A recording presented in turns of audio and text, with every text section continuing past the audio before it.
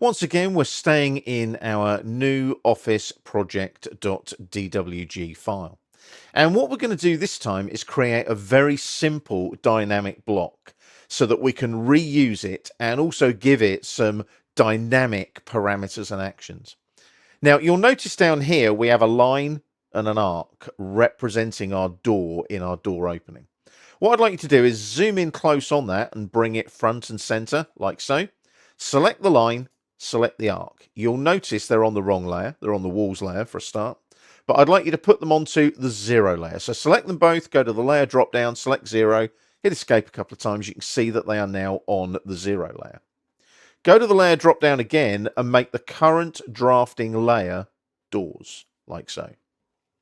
Now, a simple dynamic block is very, very easy to create. We're going to go to the Insert tab on the ribbon and into the block definition panel and click on Create Block again. Now, you'll notice there's two options, Create Block and Write Block. We'll look at Write Block in a minute. Let's click on Create Block. Now, I'm going to call it Door, D-O-O-R, -dyn, door dynamic. Okay, I'm going to go to the base point here and click on pick point, and my base point is going to be that endpoint snap there, like so.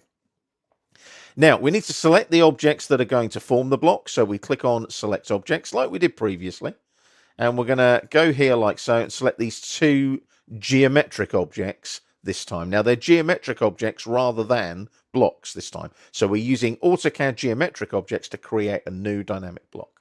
Press enter to confirm that selection. So there's our little preview, door DYN, select objects. We are going to leave delete selected there. Annotative, it's not going to be annotative, but we are going to scale uniformly and allow exploding. This time though, down here, tick the open in block editor box. Click on OK, and it'll open it in the block editor. Now, I mentioned these block authoring palettes here on this palette. So we're going to apply what is called a flip parameter first. So parameters tab here on the palette, click on flip, and it'll ask you now for a base point of the reflection line. So it's a bit like the mirror command. Using shift and right click, bring up your object snap overrides and select mid between 2 points. You're going to select this endpoint snap here, left click, and this endpoint snap here, left click. Drag the reflection line vertically using the polar tracking. Make sure it's at 90 degrees like that, and just left click. There's our flip state 1. Bring the flip state text near the line and click.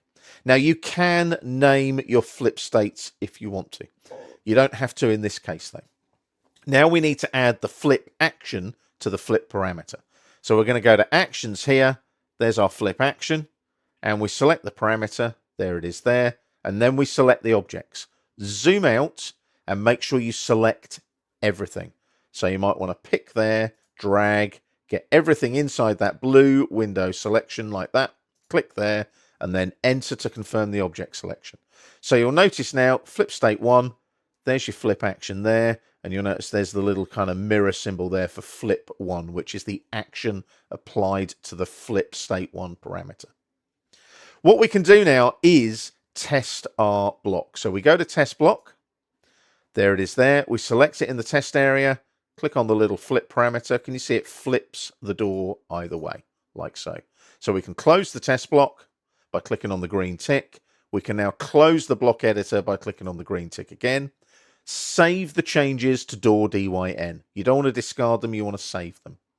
So our dynamic block is now in our drawing. So if I now go to insert here, don't go on the flyout, just go to insert and click on the icon. And if we scroll up a bit, you'll see that we have a door DYN. Click on it, bring it into the drawing area. There's the base point. Use that endpoint snap there, left click. Now it looks like a door. Because we created it on layer 0 as well, it's assumed the current layer as well, the doors layer. So if I click there, there's our little flip parameter. And when we click on the parameter, it obviously provides the action and flips the door. Hit escape to deselect. That's a very simple and basic dynamic block, but you can see how you've got an entire world of opportunity there to create blocks that have these parameters and actions applied to them to save you time when you're using content in your AutoCAD drawings.